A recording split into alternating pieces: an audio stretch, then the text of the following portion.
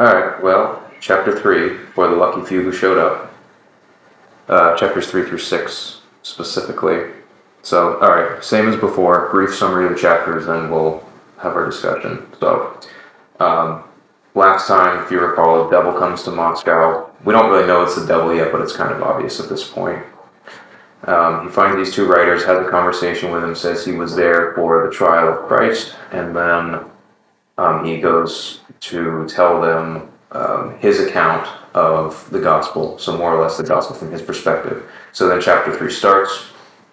So Voland, this character, this professor of black magic, he finishes telling his version of the gospel story to Berlioz and Ivan, but they don't buy it because it doesn't match the accounts of the gospels. But Voland insists that he trusts them because he witnessed it. So of course Voland leaves out when Christ asks, or when Christ is asked about being king of the Jews and everything. Voland doesn't mention that part of the story. That's one of the things that Berlioz picked up on. Now, and Voland, chuckling, he says, nothing in the Gospels actually happened, which is exactly what Berlioz was saying to Ivan before they met Voland. So at this point, Voland is starting to come across as a little bit crazy, and the two characters are becoming uneasy about his presence. Berlioz asks Voland where he plans to stay, because in the Soviet Union, all foreigners had to be registered with the government's Travelers Bureau before arrival. And Voland says, well, I'm just going to stay at your place. And then Berlioz runs for a phone to call the authorities. Voland then asks Ivan if he believes in the devil, and Ivan says no, he doesn't, because that's, they had already established in the first two chapters that they're atheists. And Voland really says that he should, and that there's a seventh proof of God's existence which will shortly reveal itself. And what he's referring to is how he prophesied, so to speak, in chapter 1 about a certain character getting decapitated by a woman. Voland also mentions Berlioz's uncle in Kiev, who we'll meet later in the book. And this also freaks Berlioz out because he's thinking, how did he know my uncle? There's no reason he should know that. Now another strange character shows up who's in a pair of checkered pants and a baller's cap, and he's almost like levitating in this chapter, but we'll get to him later. And Berlioz, as Berlioz goes to make the call, he is hit and decapitated by a tram being driven by a female operator. And he died by having the brain that he valued so much separated from his body.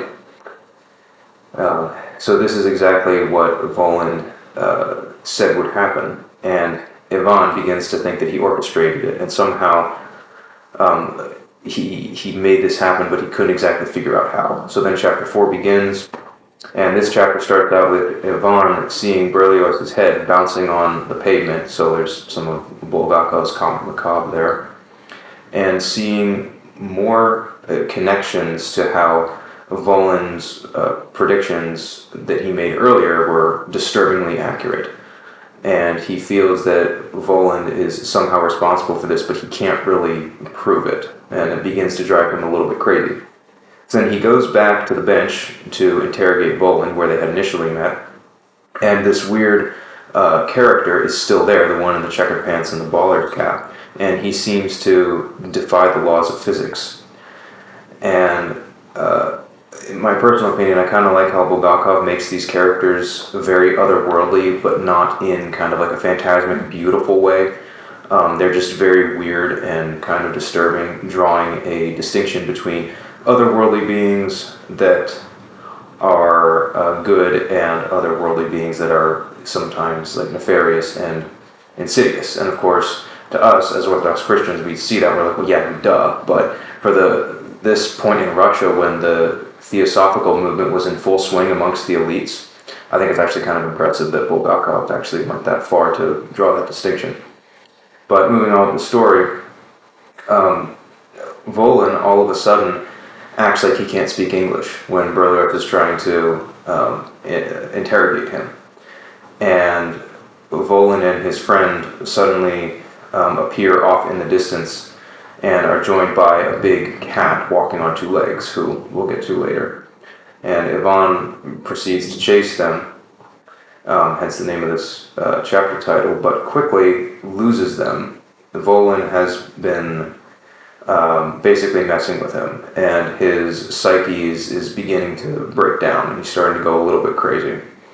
And people notice as well. So he tries to find Voland in an apartment building based on what he heard previously, and he frantically rummages through the building, and he ends up kind of instinctively stealing an icon and some candles, and he pins the icon to his shirt later on. And then after he leaves this building, he goes to a river to actually like submerge himself to cleanse his soul. And the book doesn't specifically say that, but I think what Bulgakov is doing here is kind of playing on human religious instincts, how even though this guy is an atheist, he felt an impulse to steal these icons and these candles and to dunk himself in the river. So when he did that, though, he realized when he got out, his clothes were gone, and all he found were, a pair of underwear and a tattered shirt. So he pins the icon to the shirt, and he goes back to where the writers are held up in the Gaborodov's society house, where the restaurant is. So note, though, this is not like subversive, nihilistic chaos. Like, there is a method to the madness. So remember when Volin said that man is not always in control. Like, this chapter really illustrates to the extreme of how men are often not in control of their own thoughts, their own minds. Sometimes, like, they can be driven absolutely crazy. So chapter 5 then comes around.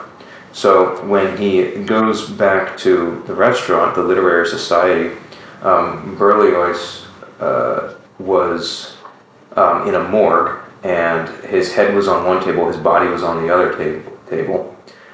And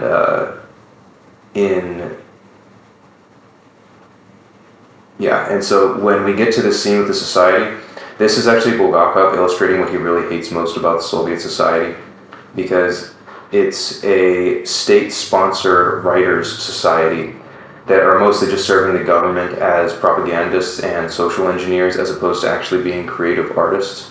And this kind of thing drove Bulgakov insane, and we kind of see him expressing some of his frustration in narrative format here with just how posh these people are and how elitist they are. And so at this writer society, the authors are complaining about things like other writers getting better deals than they are and getting better properties. And this is also Bulgakov poking fun at the whole Soviet system as to how everything is supposed to be equal, but yet there are other people getting more property than other people. So it's kind of a sham, and he's pointing that out here. So now later at the dinner party, the death of Berlioz is announced, and people find out about it, and they're grieved for like a short period of time. But then they just resume their luxurious socializing, and they're talking about like chicken cutlets and all this, like how they don't want their food to be soiled by such grief, so they're just going to pass it off and continue on as they were, regardless of the fact that their president basically just got decapitated and died. So Berlioz's assistant takes his place as chairman, and this is once again Bulgakov kind of mocking his peers at this dinner scene. To show how they were squabbling over simple little delicacies. Meanwhile, there's an entire famine in parts of Russia due to propaganda and policy. I think there's even a reference to kulaks, I think, in these chapters, if I remember right. So then suddenly Ivan arrives at the dinner party, and he's in his ripped shirt, he's in his underwear, and he's holding a lit candle with an icon pinned to his shirt, and he looks kind of ridiculous. But the deeper meaning here, though, is that in his madness, he is now almost like an alien or a foreigner to the people that he used to be in with, so to speak. Almost like how Volin was a foreigner to him. Now he is almost like the foreigner, because he's been, he's been, I guess, touched by the devil, so to speak. So then he tells the crowd what happened and how Voland killed Berlioz, and it all sounds like crazy gibberish to everybody. And as his ravings intensifies, the people tie him up with napkins, and then they send him off to the psych clinic. Now, what's interesting about this is that we are shown that the devil and his servant are kind of agents of chaos, and that those who enter into relationship with them or encounter them can become part of that chaos as well. In other words, madness and discord is demonic and also contagious. Also, we see that the writers who had no interest in what he had to say are kind of docile, brainwashed robots in a way, because any other writer, even if they don't believe a word of what Ivan was saying, you'd think they'd at least be fascinated by such a surreal account. And you'd think they'd say, maybe I can make some material out of this, but these writers don't really operate that way. So then chapter 6 begins. Ivan is now in the psych clinic, and Ruikin, who is one of the writers from the society that tossed him into the cop car that took him to the psych ward, he's there, and Ivan insists that he is not insane and everything was real. And Ruikin actually seems to be one of the only people that thinks he might be right, he thinks he might not be crazy. So Ivan then tells the doctor his story and how he thinks Voland killed his friend Berlioz, and insists that he's not crazy, and he then proceeds to bid the doctor farewell, and he called the cops and told them to bring 5 motorcycles with machine guns to find Voland. Then he tries to escape through the door, but then he gets blocked, and then he tries to escape by throwing himself through a window, but the window doesn't break. And then some woman doctor grabs him by the arm and then injects him and sedates him. So Ruikin sees this, and he exits the clinic, and he exits as the sun is coming up, and he kind of questions his career as a writer, and he believes then that everything he has written is bad. And then he goes to the bar at the Writers' Society to drown his disappointment in vodka. Which I think that's kind of interesting, that when he actually hears Ivan's crazy ramblings and says, well, maybe he's not crazy, that's kind of like him becoming illumined, and then I think that illustrated in narrative format as he's exiting the building as the sun is coming up. So these chapters, I think, do a very unique job of showing Bulgakov's kind of unique comic macabre sense of humor. And the other notion that I had too when reading this is, if you look at the ancient view of sin that the ancient Christians held and the ancient Hebrews held, it's what some scholars call the biological view of sin, meaning like it's contagious, it spreads, and even to objects. So the example that I always think of is when Achan stole gold from that pagan tribe that Israel had conquered. I think it's in Kings, it's either in Kings or Chronicles, and he buried it in the camp, and a plague came to the camp because he wasn't supposed to do that. Because their view is even these physical objects are tainted by the evil from the people that the object came from. And as a result, then, evil will then fall upon us who now possess it. So we should have just destroyed it. And what I find interesting about this is Ivan, in a way, is kind of touched by the devil through this circumstance that he went through. And we kind of see how it's taking its toll on his psyche, and he has a worldview that doesn't really match with the supernatural occurrences that he's experiencing. So it's kind of just breaking his mind, and he's going crazy, and then other people see him, and then it also kind of makes them feel uneasy as well. So those are just some quick thoughts I had to get the ball rolling, but I guess we can start our discussion now, 10 minutes in. So, did anybody have any thoughts on the occurrences of these chapters? I thought it was interesting that Ivan, he grabbed the icon, like instinctively. It's sort of like showing how maybe there's like some remnant of faith in some of these Soviet figures that, they're more conflicted than they appear on the outside and how they interact with each other. Like there's that's the public face is that everyone's an atheist, but then under the surface, like when something really bad happens and you revert maybe you grab onto your faith. And in one part they ask him why the icon. He says, you see, an icon frightens them more than anything else. And he's like, he has that childlike belief there. Interesting too, because I think at one point in that chapter he actually said his age, and he's like in his mid-20s, and this would be the 30s, and so he probably didn't live in it. Like, he was probably a child during the beginnings of the Soviet Union, so he probably never really experienced Christianity. And so it's weird that he just instinctually goes for that icon. And the candle. And the candle. And the candle, because knowing everything's mostly gas or electric. Yeah. Yeah, I think it did say that the candles and the icons were, at least the icons were covered in dust, which kind of implies that they hadn't been used in a while. And in the 6th chapter, when they're talking about the icon, it even says it's an icon of a forgotten saint. So they don't mention by name who it is, probably for a reason. Probably because this was written during Stalin's time, but it's interesting that they say a forgotten saint. I thought. By the way, we might be on different translations, but I'm pretty sure DTs means delirium tremens. That was my reading.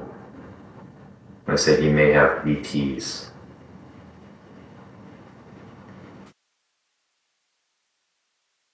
I don't remember exactly. Just when they're talking about what might be wrong with him. That's schizophrenia. Yeah, I was just going to say there's, I'm trying to remember what it said in mine. But it was, at the psych ward they thought he might have had some kind of schizophrenia. And then alcoholism. Yeah, well, the women in chapter 3 did call him a drunk, even though he didn't do anything. Yeah, I mean, are there any thoughts on the character in the checkered pants and the baller's cap? I mean, he's a goofball kind of character. I think he's funny. Yeah. But I think later we'll find out he's also a demon. But yeah, I think in my previous reading, they allude to him being like Azazel or something. Yeah, Azazel, I think is his name. Yeah. Directly taken from the demon of the desert that the Israelites would scapegoat to. But I think it's really funny because, again, they don't like directly attack them or anything like that. They literally just come and make them seem insane to everybody else. And so like they ruin them by like association, which is how demons work. Yeah, and It's not like he comes and tries to like kill him or anything. He's like, he literally tells them exactly what's going to happen, and they don't believe him, and then everything comes to fruition. yeah, It's really interesting. like we were talking about on the way here, it's like they have a worldview that doesn't allow for that kind of thing. So, in a way, like even though they're not crazy when they report these things because they did actually happen, they probably seem crazy because they're doing it from a broken worldview Yeah, mentality. they're definitely breaking down, like mentally. Yeah. But they're also breaking down because, like in their minds, they are telling the truth and no one will believe them. So they're just like frustrated, or Ivan is frustrated. I think it was interesting in the very beginning of chapter 3, Berlioz appeals to the Gospels even though he doesn't believe in them. Like he challenges the professor. He's like, well, none of what you said is in the Gospels. Yeah. And it's like, well, you don't believe in the Gospels, so why would that be a good argument? But he uses it anyway. Mm-hmm. Kind of another example of like that background Christianity that they can't get rid of, right? Like the appeal to the truth of the gospel by like an avowed atheist. Yeah, and the other interesting thing too is Bulgakov did dabble in the Russian theosophical movement. That's like an occult thing. Yeah, it's like it started in 1875 in New York with people like Helena Blavatsky and William Judge and these Irish American mystics, and the movement somehow got over to Russia. How exactly it got over there, I don't totally know, but it was present in England as well. And the reason I say that is because in the biography, when we went through the biography of Bulgakov, he went to like seances and everything after he lost his faith and started participating in all this occult mysticism and everything. And he was in Russia at that time. So as the Orthodox Church was being phased out, these new forms of spirituality were being introduced, because anyone from Russia will tell you that like Russians are super religious people. Like they're going to believe something. Like it's hard to have like an entire country of Russia full of atheists, ironically.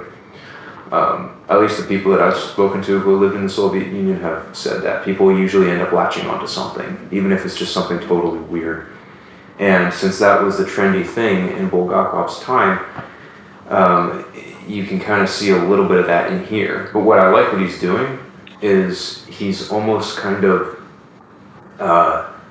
criticizing them in a way, or poking fun at them, or indicting them in a certain way, because he's saying, okay, this guy, this atheist, is grabbing these candles, these icons, jumping in the river, almost like a pseudo-baptism to purify his soul subconsciously, which goes to show that this theosophy stuff just might not be right.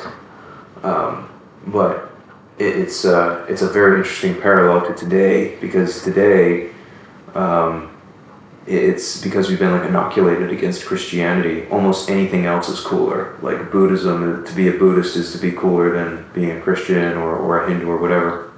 And in the Theosophical movement, it was just kind of a blending of paganism, Hinduism, Buddhism, to have some kind of alternative spirituality.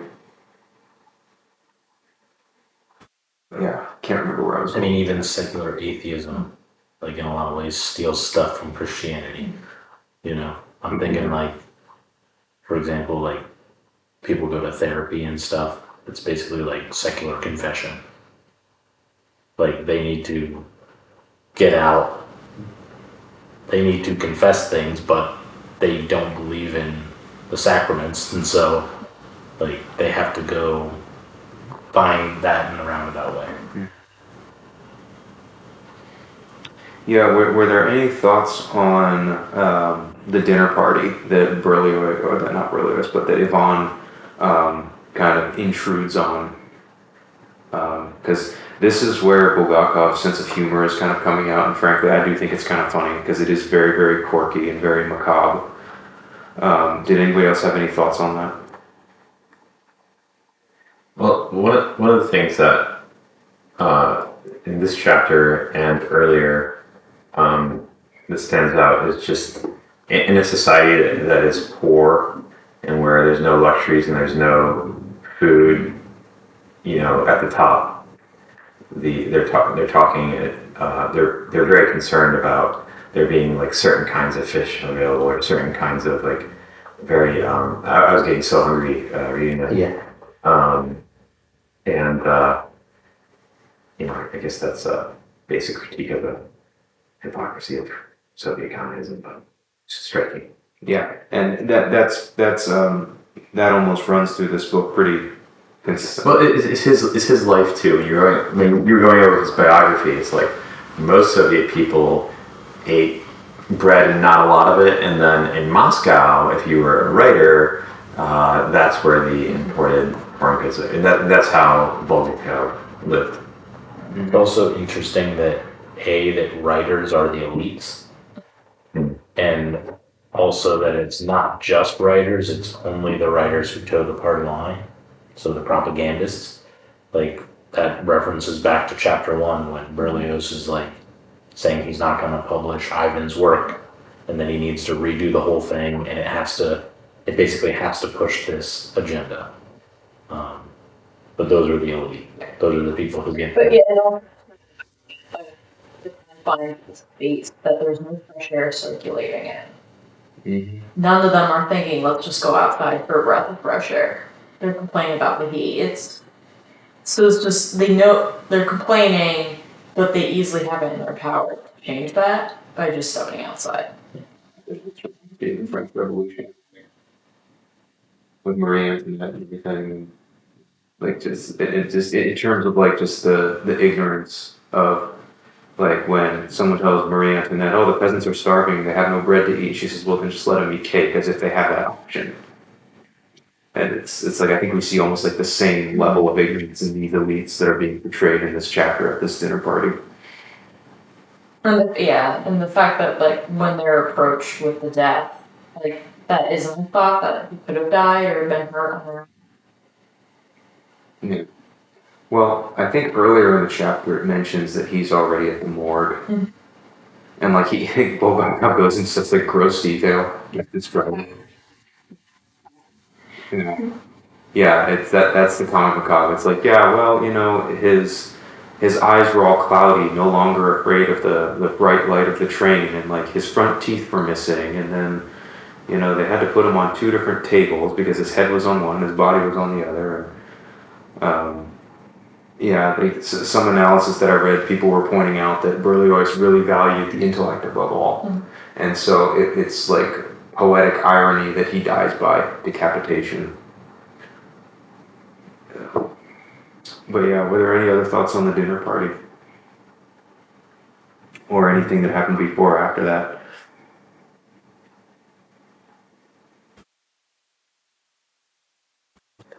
I just think it was a good kind of like parallel with some of the, like, I mean, it's trying to kind of show that aspect without going into too much because then his head would be on the line.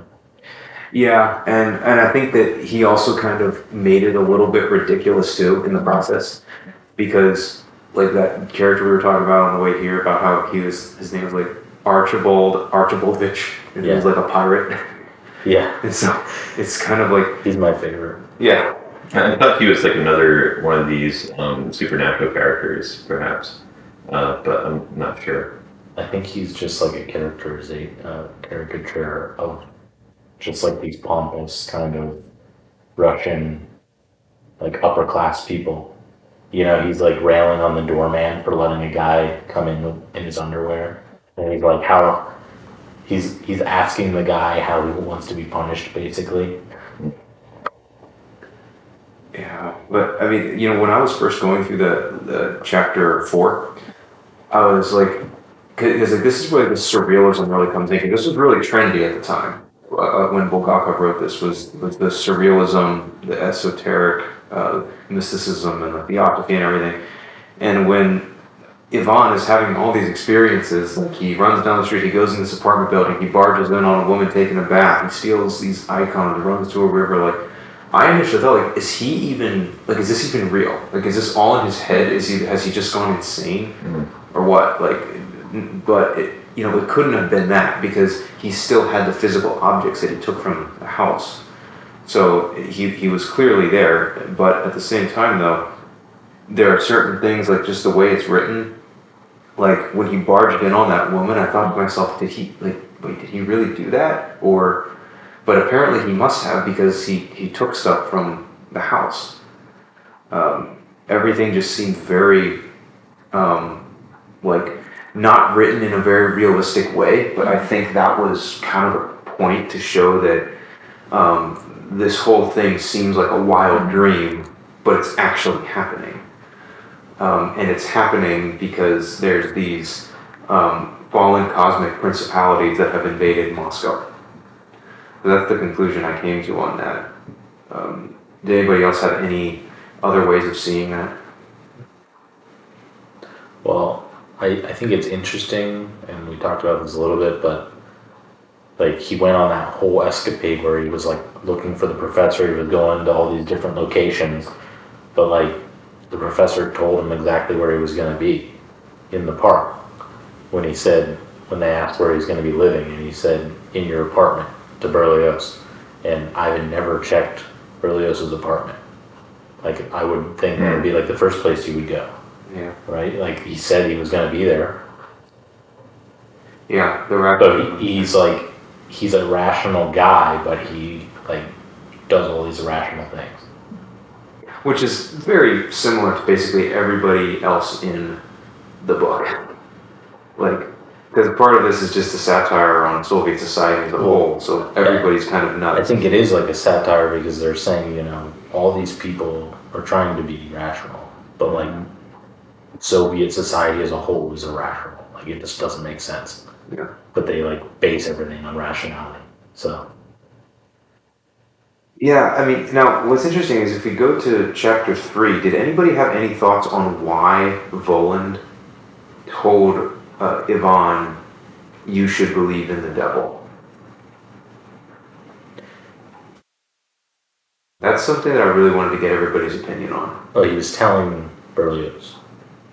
Berlioz, didn't he tell Ivan to, or just Berlioz? Well, yeah, Ivan was there, but he was yelling to Berlioz as he was trying to go to the phone Yeah. because he knew he was about to die, and he's like, "Just tell me you believe in the devil." He was like yelling to him. Yeah. But also, we know that, I mean, we talked about this last week, but Bulgakov had his proof where he's like, I believe in the devil. Mm-hmm. So if the devil exists, therefore God must exist. So I think that's kind of like what he was trying to get into in that. Mm-hmm. Kind of a weird way to like throw it in there, but Yeah, it's interesting too how like he comes to Moscow during this time where it's like he has rights. You know how they always say like the fathers always say that the demons can't do anything to you if you don't give them rights. But yeah, here in the Soviet Union at this time, they're basically denying the Gospels, denying Christ, propping up rationality as though it's a god, and glorifying subversion. And it's almost like a perfect breeding ground, if you will, for the devil to come back. another kind of minor point that we brought up last week, but it's kind of brought up again in chapter 3, is about the fact that, you know, even though the professor's telling this story, why would you believe it to begin with? Well, one of the things he says is he's alone, but we know that's not true. So we already know he lies about things. So why wouldn't he also be lying about everything? Or, you know, basically he's not a someone you can trust, which we know because we know who he is, but the characters there should kind of start to piece that together, or at least Ivan, when he sees that the checkered coat guy is associated with him, and then he has the cat, which is just hilarious. But Yeah. That would explain the book cover. Mm-hmm. The cat. Yes, the cat's I name, think- spoiler alert, his name is Behemoth, or Behemoth. Oh. That's what I would name a cat. I mean, the cat sequences are funny, like when he's trying to get on the train or whatever it was, like tram car, and like no one is astonished that the cat is walking on his hind legs, and that he's like trying to pay the fare. They're just like, get off. Like they're so desensitized to like all the weird stuff that like they just don't even pay attention. Like something crazy's happening right in front of their face and they're just continuing on. Yeah, I think that's kind of like a commentary on just modern. Like it was probably the same then as it is now. Like people were so engulfed in their phones and their own things that like crazy stuff.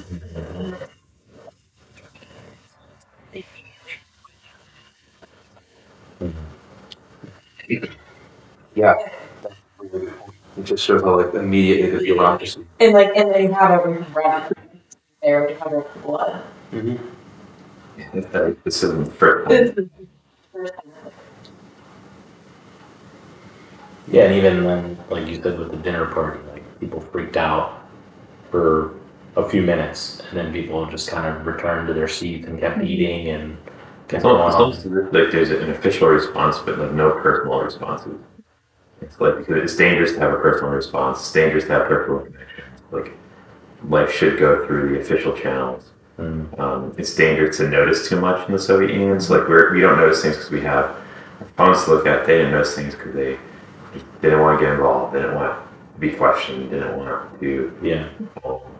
you know, so there's a You lot don't of want like, to be the person who stands out. yeah.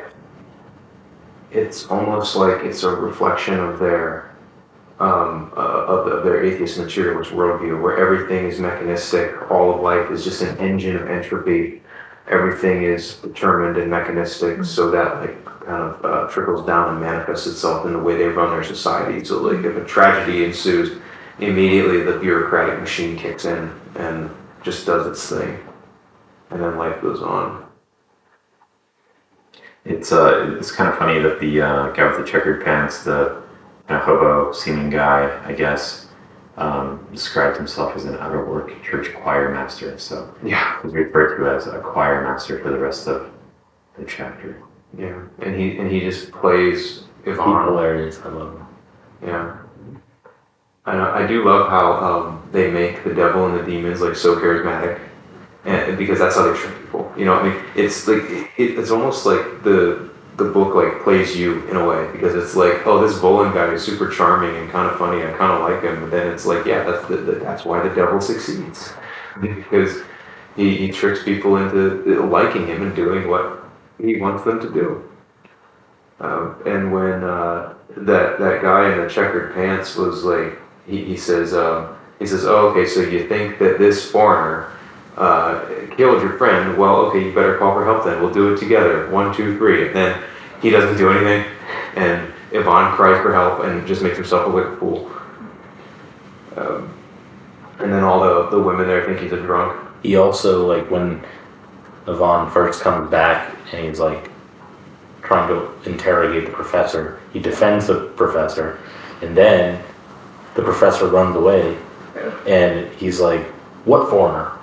Yeah. Like as if he wasn't even there. Yeah. You know? It's just this act of trying to drive Yvonne crazy. Yeah, it's like they're trolls, you know. And it's like Volan, he comes back and he tries to talk to him, and then he acts like he doesn't speak Russian, even though he was just speaking Russian to him.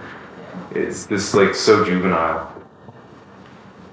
And but also the women are slightly portrayed like that. We don't. It's the train driver is questioned, but just knowing that further aggravates him on. And then same with when he runs into the flat. Mm-hmm. Like it just further confuses him by interacting. Yeah. Yeah. What did you have any other thoughts about the way the women are portrayed in this story so far? I found it interesting, at least with this, my translation, it's identifying, it's citizeness. It's been making very, it's been making very clear distinctions that I'm not used to seeing. And just showing, like, most of the restaurant space was mostly masculine, but when the confusion is happening, it's insane. And did you have any thoughts specifically about how when Yvonne freaks out at the psych ward and tries to escape, it's a woman that grabs him and sedates him? It's slightly like right when he grabs the icon. That's really when it forces him a little bit to jerk his sentences and think a little bit more about the situation. Yeah.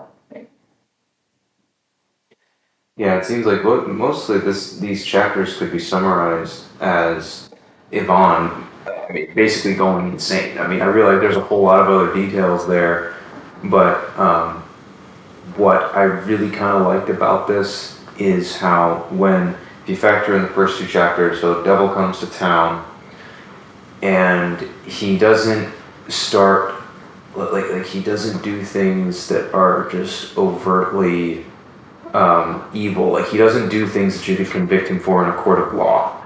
He's crafty. He's either like Yvonne is almost like there's 3 options that Yvonne could have considered. Either the whole situation of Berloit's getting decapitated by a train was just one freak accident, and it was all coincidental that Volan happened to say something about it, or the whole thing was predetermined and Volan happened to know about it, or Volan orchestrated it. And of those 3 options, he tends to believe the third.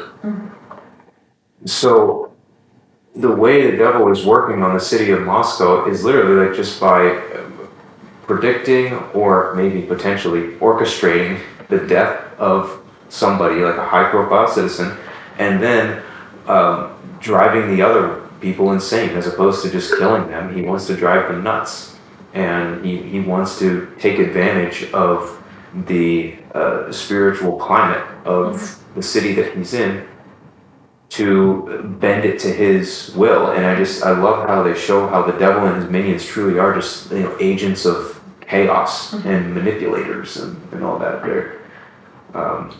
I think he really had that down, and I think we're going to see more of that as the story goes. But it's interesting because most of the encounters occur at night.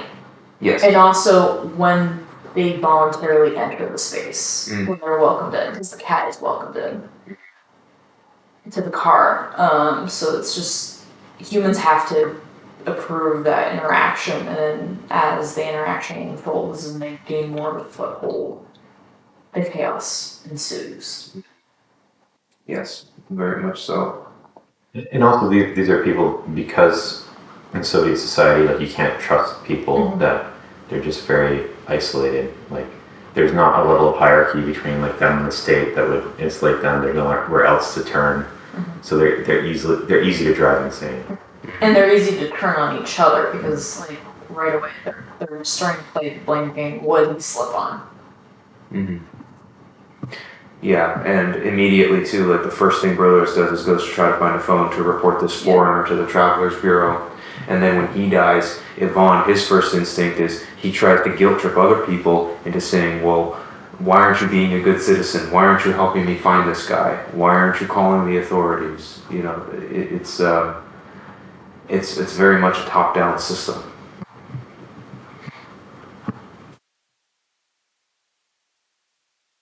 So yeah, now I guess one of the last points that I had here is the idea of how just the fact that Berlioz was decapitated by a tram and the devil predicted it. We've already talked about how the supernatural doesn't fit into the worldview of a Soviet era atheist, so it confuses them. But I just wondered if anybody had any thoughts or input on how this story in Bulgakov is portraying the way demons work on people in relation to what the fathers teach, to what the monastics teach, and so on and so forth. I was just curious if anybody had any thoughts on that. Because like Anna said, I think they need to be invited in. Yeah, I think it's a pretty accurate, like, portrayal, at least to the Orthodox view. You know? Yeah. Yeah, I think so too. And I also think it's, and as we'll see later in the book, not to get too much into spoiler territory here, but like one of the tricks that the demons use to enter into people, if you will, is they provide entertainment and attractions and all this other like fun stuff, quote unquote. And here in chapter 1, we see Voland. He comes across as like kind of a very intelligent but kind of quirky, self-proclaimed professor who kind of infiltrates a conversation between these two elites. Yeah, and I almost wonder if he presented himself as a professor because he knew they would react like better to that. Yeah, he's like, well, I'm here to check out some old manuscripts. Yeah, he knew Berlioz like is this kind of like heady guy, and so thinking that he's a professor, like, because we see later that really he's more of like a performer than a professor. Well, like he's doing kind of like carnival type stuff, and it makes them confused too, because they're very status conscious. They're very status seeking. So they're like, this guy seems weird, so we should turn him in. But if he does have status, then we'll get in trouble for turning him in. So it kind of like puts them on edge, like they don't know what to do. Like it's all the demon like characters, they provide immediate help and assistance, so it's immediate gratification. So just knowing when Ivan goes into the river for a little bit, it's an immediate need for he sees someone hands off his clothes and his personal objects. He doesn't think otherwise of it. It's this personalized encounter that someone offers to help, and he takes them up on the offer. Mm-hmm. Yeah, he entrusts his clothes to a stranger, and then his ID card. yeah, and then the stranger runs off with all his stuff. Which I was a little, in that particular instance, I was like, is this person like part of their retinue? Like, is this person affiliated with them or not? Well, I think that's where the surrealism comes into play again, because it's almost like we don't know, like is it just a citizen who's like, oh, you left all your stuff, I'm gonna steal it? Yeah. Mm-hmm. Or was it actually like another demon that was like actually just there to mess with him some more? It's like it's impossible to tell because they don't mention it further. But it's also what's left is very odd. Mm-hmm. Well, they don't like the icon. Well, what's left is described by basically long underwear. well, that's what the guy who was sitting there was wearing. Yeah, so kind of weird. Like, oh, this guy put on my clothes and took off his clothes and left them, and then ran away. Yeah, it's so quirky. It's so like unexpected. And then also knowing the water he reacts that it was cold, Mm-hmm. and it was a hot. Like all throughout the book so far, it's been mentioned hot. Yeah, that's interesting. And also just the dreariness of the water. It's disgusting. It's oil filled. It's cold, and he struggles to get back up. Mm-hmm. He thinks for a minute he's not going to come back up. Yeah, and like initially for the chase, the other thing too is like how the one weird character with the cap on and Bullet, they were messing with him. Like he kept trying to grab the guy in the cap, saying, "Hey, come help me with this." But every time he tried to grab him, the guy would like relocate a little bit, and he's like, "You're defying the laws of physics. How does this make sense?" And the exact same thing happens in chapter 1 when Boland is showing up and he's like levitating, and they're like, "Whatever, that can't happen." So whatever. There's just like zero discernment, and it leaves them wide open for this. And it's and in these chapters, I think it becomes very, very evident how Boland is just kind of toying with Ivan, just kind of messing with him. But yeah, I mean, were there any final thoughts on that, or anything that we can discuss in our final 5 minutes that stood out to anybody, or any concepts that jumped out, or anything funny that jumped out, or any weird character quirks that popped out? Okay.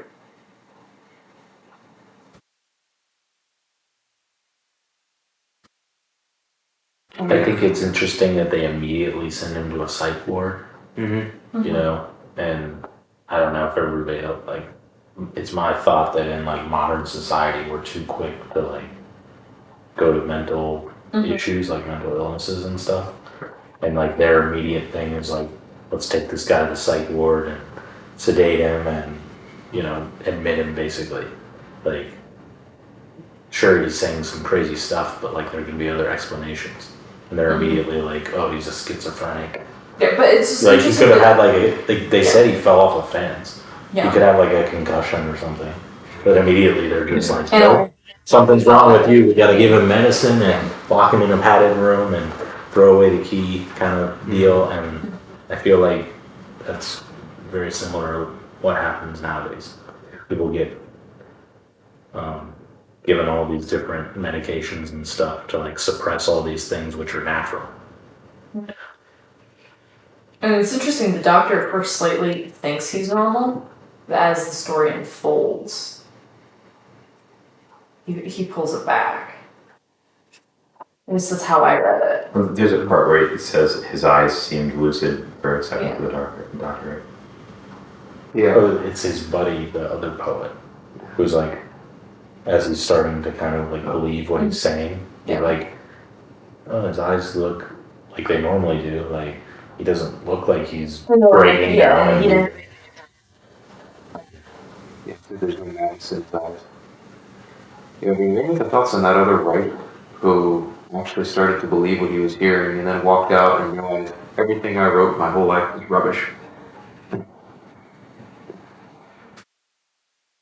I guess he felt convicted by the crazy story because, like, in a way, like if we think about this, like if somebody walked in here right now in a tattered shirt, in their underwear, holding a lit candle with an icon pinned to their shirt, Wrapped to their chest. yeah, we might think they were a little nuts too.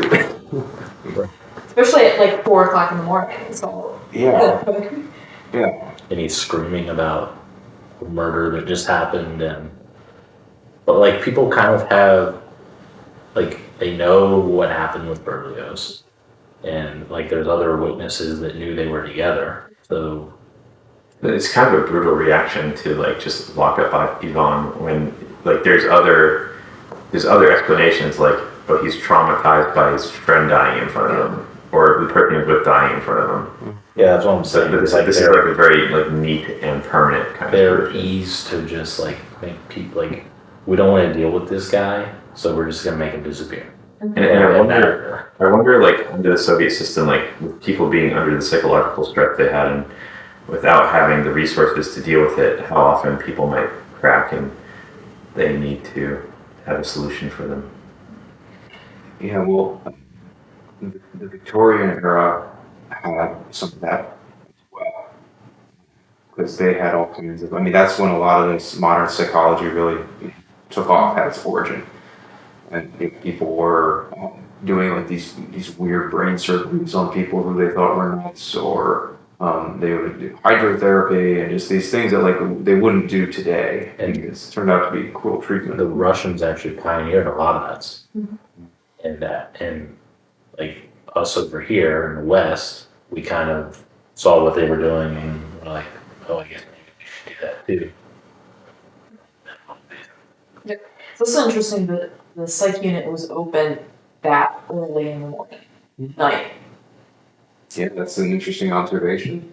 and they had that many staff. Like there seemed to be more than the. Like they're ready to admit it all times. And they clean up death quickly.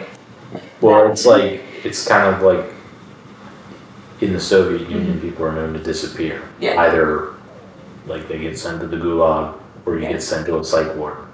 Like one of the two. It's just a matter of how dangerous your ideas are. Yeah. Like, airbrush artists needed lots of overtime pay. Like at any point, like a man could just come up and make you disappear. Yeah, and that is, And this is right before, like historically, I think right before like the Great Purge, when Stalin like basically wiped out a ton of his own people because he thought they were conspiring to overthrow him. And once that happened, like once the Great Purge happened, it was just like open season. Like once he realized he could get away with it, people just, like the 40s and 50s in the Soviet Union, people just were gone. So this is even early, and they're commenting about it. Yeah, well, Stalin did start that, but yeah, the practice didn't really stop as far as I'm aware. Like even under the Khrushchev administration, a lot of these practices were still in play. But a lot of them did have their origin in the time this book was being written, and even up to 10, maybe 15 years prior to that, when the Bolsheviks took over. So that being said, we're 1 minute over. Oh no. So anybody have any other closing thoughts?